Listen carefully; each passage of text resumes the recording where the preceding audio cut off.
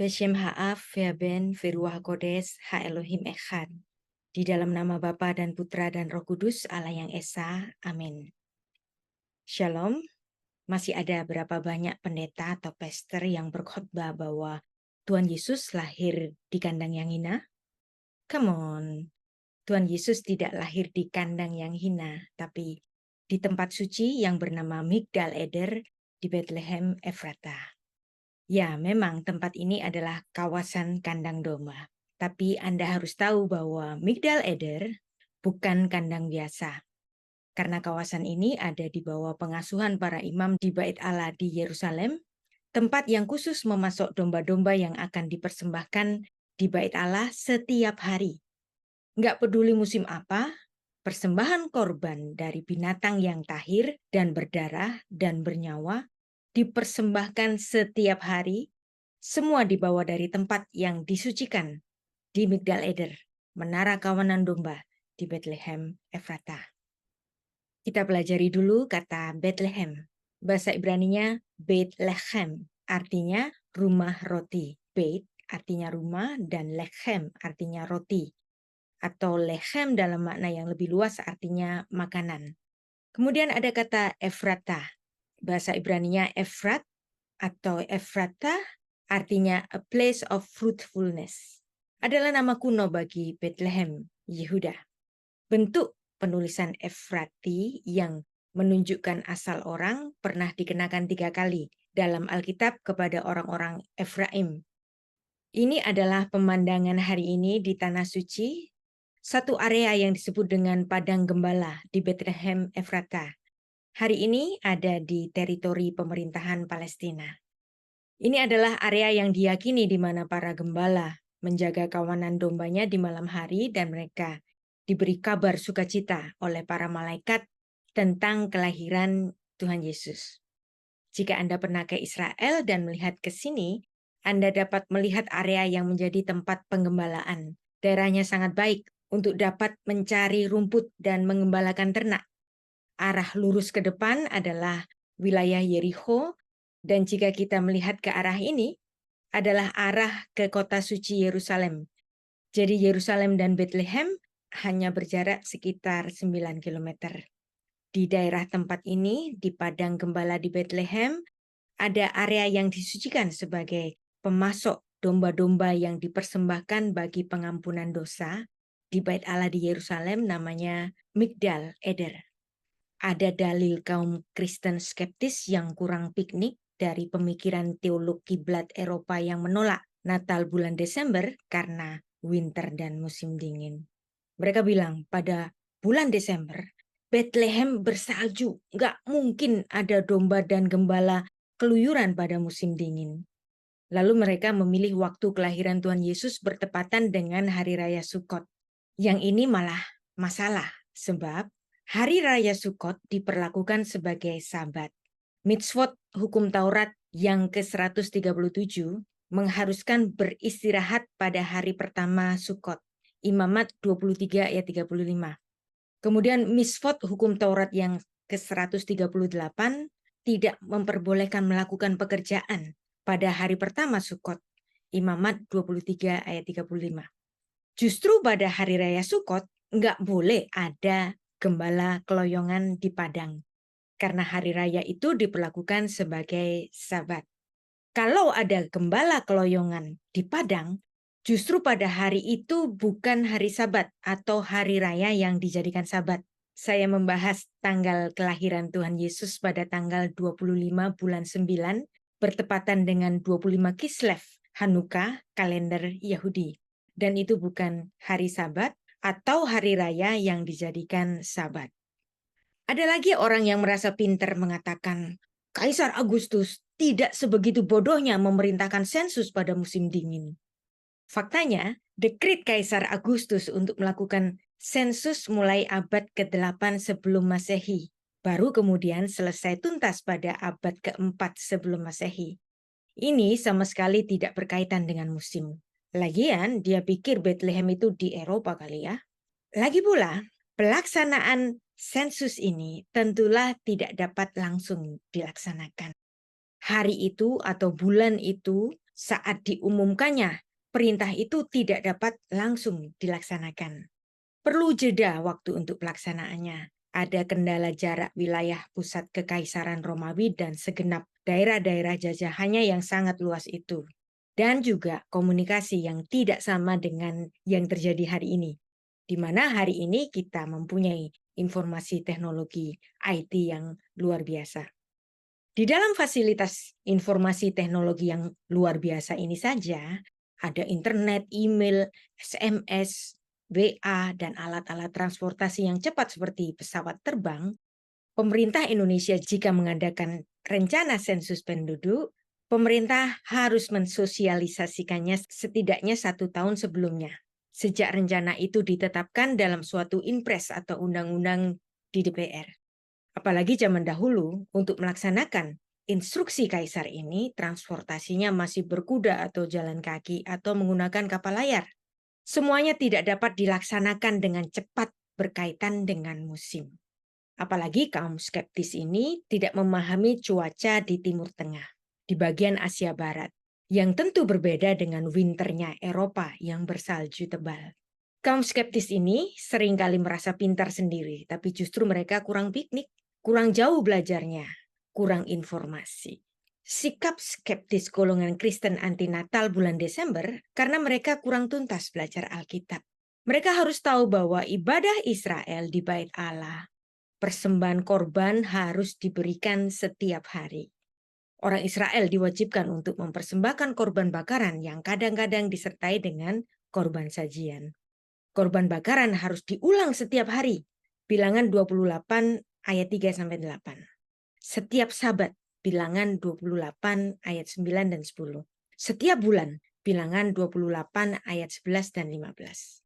Serta pada hari-hari raya khusus, bilangan 28 ayat 16, 29 ayat 38. Persembahan korban ini harus dilakukan oleh bangsa Israel dengan setia pada waktu yang telah ditetapkan oleh Tuhan untuk menjaga relasi dan persekutuan antara bangsa Israel dengan Allah. Persembahan korban bakaran ini penting karena semua manusia berada dalam keadaan berdosa dalam pandangan Allah. Dan karena pengampunan hanya bisa diperoleh melalui penumpahan darah, maka persembahan korban yang dilakukan setiap hari itu menunjukkan bahwa sebenarnya korban bakaran itu tidak benar-benar bisa menyelesaikan masalah dosa. Ibrani 10 ayat 1-2. Persembahan korban itu hanyalah bayangan atau gambaran, simbol dari pengorbanan Tuhan Yesus di kayu salib. Saya bacakan bilangan 28 ayat 3-4. Katakanlah kepada mereka, inilah korban api-apian yang harus kamu persembahkan kepada Tuhan, 2 ekor domba berumur setahun yang tidak bercela setiap hari sebagai korban bakaran yang tetap. Perhatikan, adakah ayat ini menulis kalau winter libur? Ayat 4. Domba yang satu haruslah kau olah pada petang pagi, dan domba yang lain haruslah kau olah pada waktu senja. Pernah kepikir nggak sih, jika kandang tempat Yesus Kristus lahir hanya sekedar kandang biasa, bahkan kandang yang hina, punya siapakah kandang itu? Berada di belakang rumah siapakah kandang itu? Siapa nama pemilik rumahnya? Justru Yesus Kristus harus lahir di bagian dari rumah yang menjadi representasi rumah Bapa saat itu, yaitu Bait Allah, yang memang Migdal Eder adalah kawasan yang khusus, bagian dari Bait Allah di Yerusalem untuk memasok domba-domba untuk pengampunan dosa. Kita pelajari bersama bagaimana awalnya Migdal Eder ini didirikan ribuan tahun sebelumnya oleh Yakub dalam masa perkabungannya. Yakub memasang kemahnya dan memelihara dombanya di seberang Migdal Eder. Kejadian 35 ayat 21. Yakub yang berkabung atas kematian Rahel yang dicintainya itu, ia memasang kemahnya di Migdal Eder, sebuah tempat di mana di masa depan akan ada domba yang khusus yang akan lahir untuk menghibur segenap keturunan Daud. Dia akan dilahirkan sebagai sang anak domba, korban penggenapan penghapusan dosa dunia, di mana di suatu hari nanti digenapi bahwa Dia mengorbankan dirinya untuk dosa-dosa keturunan Yakub dan semua umat manusia. Dia akan mati sebagai korban tebusan di kota Allah, yaitu Yerusalem, dan akan bangkit dari kematian. Menara kawanan domba, Migdal Eder, yang menjadi tempat munculnya Sang Mesias, memiliki keistimewaan-keistimewaan. Pertama, sesuai pengharapan Yahudi yang dimaksud dalam Lukas pasal 2, kawasan itu adalah bukan tempat penggembalaan biasa, tetapi merujuk kepada Migdal Eder, menara kawanan domba, yang juga disebutkan dalam Targum Jonathan. Migdal Eder ini memiliki latar belakang nubuat yang sudah diyakini sejak Kejadian 35 ayat 16 sampai 22. Dalam Targum itu dikatakan, Migdal Eder, menara kawanan domba, tempat Raja Mesias akan menyatakan dirinya pada hari-hari terakhir. Menara kawanan domba, Migdal Eder, telah diteliti oleh Alfred Edersheim dalam buku yang ditulisnya tahun 1883. Dalam buku yang berjudul The Life and Times of Jesus the Messiah, chapter 6, halaman 209, saya scan bukunya sebagai bukti. Di kawasan Migdal Eder ada tempat yang dipercaya sebagai kelahiran Yesus ditandai dengan berdirinya sebuah gereja kuno, yaitu gereja Nativity di Bethlehem. Kota Bethlehem menjadi tujuan ziarah penting bagi orang-orang Kristen sampai saat ini.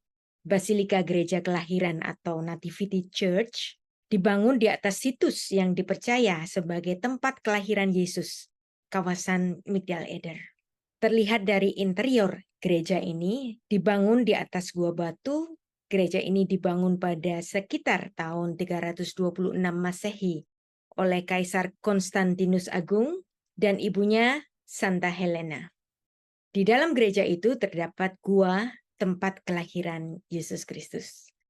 Pada tahun 2012, Gereja Nativity ini terdaftar sebagai situs warisan dunia oleh Komite Warisan Dunia UNESCO karena signifikansi historisnya bagi kemanusiaan. Migdal Eder diperkirakan dahulu sebuah bangunan menara bertingkat ketika ibadah dipusatkan di Bait Allah di Yerusalem. Padang rumput sekitar Bethlehem menjadi tempat di mana sekelompok khusus gembala memelihara anak-anak domba yang akan menjadi korban persembahan, di mana hidup domba-domba itu harus tidak bercacat. Sebab domba-domba itu akan menjadi persembahan yang kudus di Bait Allah. Domba-domba di Migdal Eder ada di bawah perlindungan khusus para imam di Yerusalem.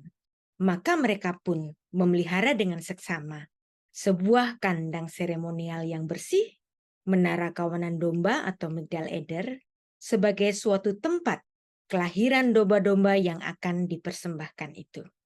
Para gembala biasanya memelihara kawanan dombanya di padang yang terbuka 24 jam sehari sepanjang tahun. Nggak peduli musim dingin, sebab persembahan korban sembelihan harus diberikan setiap hari. Domba betina yang akan melahirkan anak domba akan dibawa ke tempat khusus yang bersih dan terawat agar anak domba yang baru lahir tidak cacat atau terluka setelah dilahirkan. Imam-imam yang bertugas di Migdal Eder harus memastikan tentang hal itu. Jadi tentunya tempat untuk meletakkan anak domba yang baru dilahirkan itu haruslah bersih dan apik, agar jangan sampai anak domba yang akan dikorbankan itu cacat karena terkena apapun dari tempat persiapan persalinan para anak-anak domba itu. Salah satu perawatan anak-anak domba yang baru lahir adalah dengan membungkus anak-anak domba yang baru lahir dengan kain lampin agar tetap dijaga supaya tidak lecet. Diperjelas dalam Mishnah Syekh Halim 7 ayat 4 bahwa domba-domba yang dijaga di Migdal Eder adalah domba-domba yang akan dipergunakan dalam upacara di Bait Allah dan dalam jalan yang tertutup dikelilingi benteng-benteng. Sehingga domba-domba itu dibiarkan digembalakan, baik pada musim panas maupun musim hujan. Sumber Mishnah Syekh Halim 7 mengindikasikan bahwa hewan-hewan yang ditemukan atau dipelihara pada padang-padang rumput dalam jarak tertentu di Migdal Eder adalah yang digunakan sebagai binatang korban untuk upacara di Bait Allah di Yerusalem.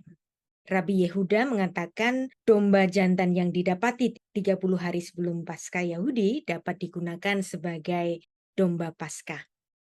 Anak domba Allah sebagai penghapus dosa keturunan Yakub dan seluruh umat manusia, yaitu Sang Mesias yang dilahirkan di lokasi menara itu sebagai penggenapan ayat dari Mika pasal 4 ayat 8. Selain itu, Migdal Eder juga diungkapkan dalam Targum sejak Kejadian 35 ayat 21. Pada saat Yakub kembali ke tanah suci dari Haran, ia membawa serta keluarganya pulang setelah menghabiskan sekitar 20 tahun bekerja untuk mertuanya di Haran. Ketika sedang ada di perjalanan, ternyata Rahel melahirkan putra keduanya, yaitu Binyamin. Rahel meninggal saat melahirkan. Kemudian Yakub dengan sangat sedih menguburkannya di tempat di jalan menuju Bethlehem Efrata. Rahel sebelumnya menamai putra keduanya, yaitu adiknya Yusuf ini, Ben-Oni. Artinya, putra dari kesengsaraanku. Sebab memang putra terakhirnya ini adalah putra yang diperolehnya dengan susah payah. Tapi Yakub, ayahnya, tidak setuju dengan nama itu. Lalu ia memberikan nama Benyamin, artinya putra dari tangan kananku. Maksudnya adalah putra yang sangat kukasihi, yang ditempatkan di tangan kananku untuk menerima berkat, penopang umurku bagaikan tongkat di tangan kananku. Rahel kemudian dikuburkan di suatu tempat di sebelah selatan Betel, di tepi jalan raya menuju Hebron. Betel letaknya sekitar 10 mil di utara Yerusalem dan Bethlehem terletak sekitar 9 kilometer di sebelah selatan Yerusalem. Disinilah Rahel dikuburkan di Bethlehem Efrata. Kejadian 35 ayat 21 menyebutkan tempat Migdal Eder, menara kawanan domba, yang didirikan Yakub sebagai penghiburan baginya dalam masa perkabungannya atas meninggalnya Rahel. Nama Rahel arti harfiahnya adalah domba betina atau biri-biri betina, istri yang sangat dicintainya itu.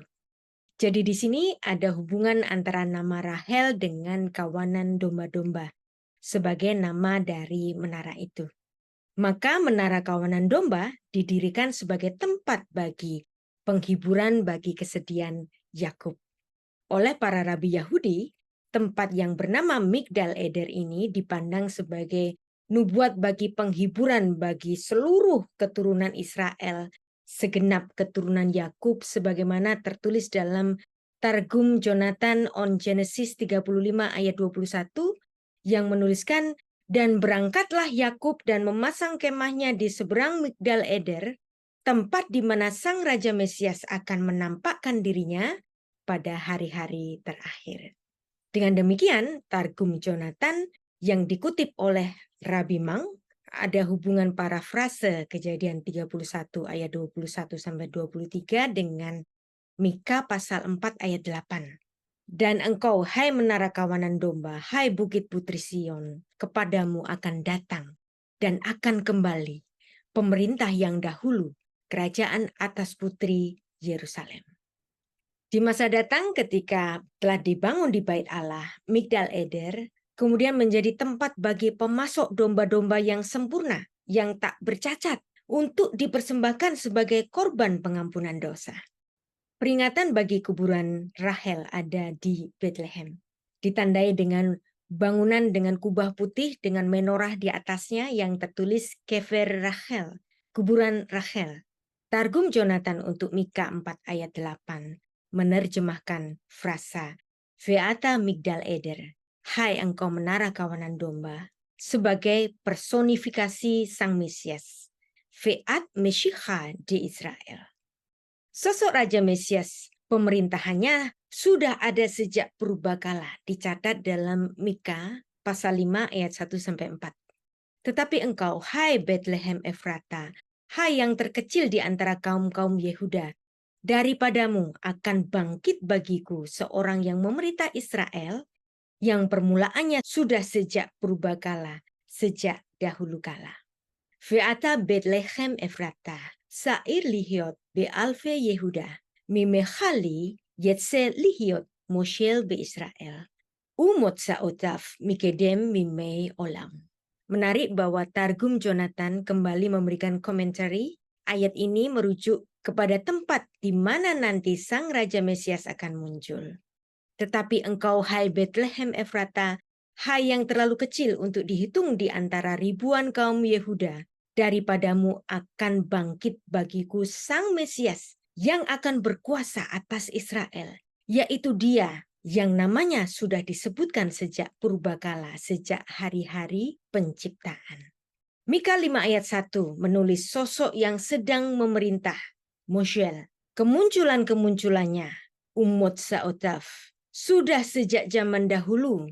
Dan saya memandang kata Moshel ini adalah oknum yang sering muncul pada zaman dahulu kala, sejak zaman dahulu kala menyapa umat dalam suatu teofani atau kristofani sebagai malaikat Tuhan, Mal'ah Adonai, yang sering menemui leluhur-leluhur Israel, yaitu Abraham, Yakub, dan Musa. Nubuat dalam Mika 5 ayat 1-4 menyebutkan seorang yang akan memerintah Israel, yang memberikan shalom, damai sejahtera. Selaras dengan ini, di bagian lain di Alkitab menyebutkan bahwa Sang Raja Mesias itu adalah Raja Shalom. Yesaya 9 ayat 5. Sebab seorang anak telah lahir untuk kita, seorang putra telah diberikan untuk kita. Lambang pemerintahan ada di atas bahunya, dan namanya disebutkan orang, penasehat ajaib, Peleyoets. Allah yang perkasa, El Gibor, Bapa yang kekal, Afiat, Raja damai, Syar Shalom. Ki yelet julat lanu ben nitan lanu, Fatehi hamisrah al shikmo, Fayikra shmo, Peleyoets El Gibor, Afiat, Syar Shalom.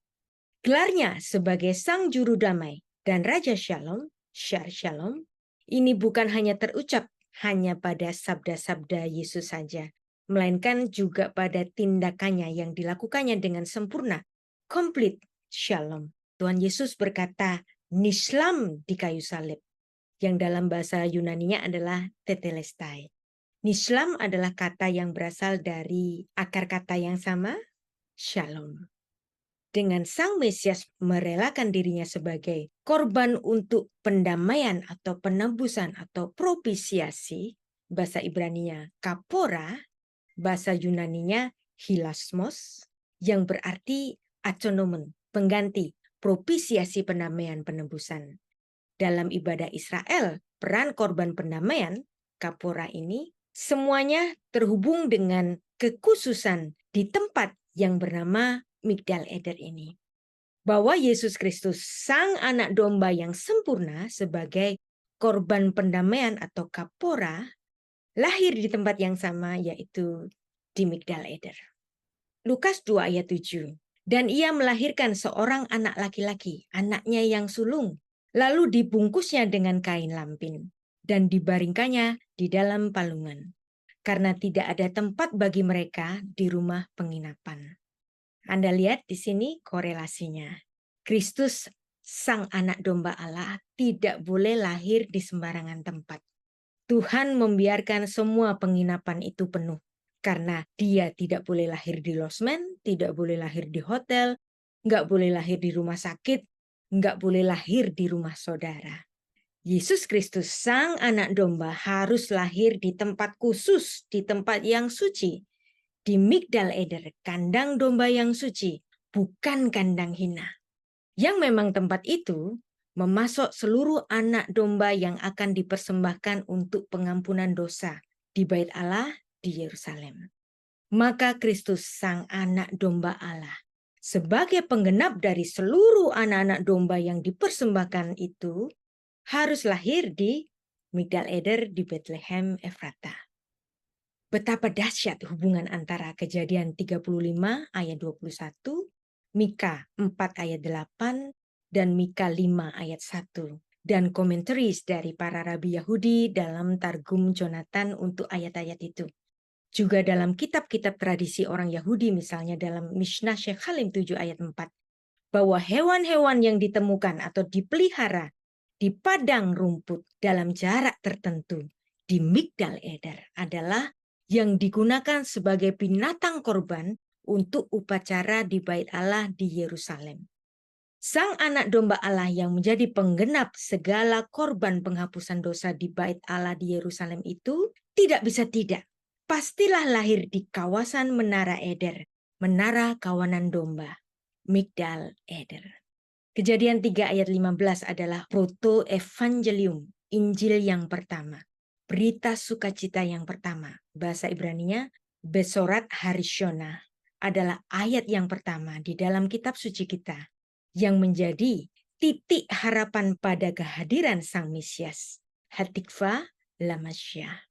Sehingga oleh Yohanes Pembaptis yang mengetahui bahwa Tuhan Yesus Kristus lahir di Migdal Eder, dia mengetahuinya dari kedua orang tuanya, yaitu Elisabet dan Imam Zakaria, yang mengetahui bahwa Sang Mesias yang dijanjikan ini lahir di Migdal Eder, menara khusus, kawanan khusus untuk pemasok domba-domba yang dikorbankan.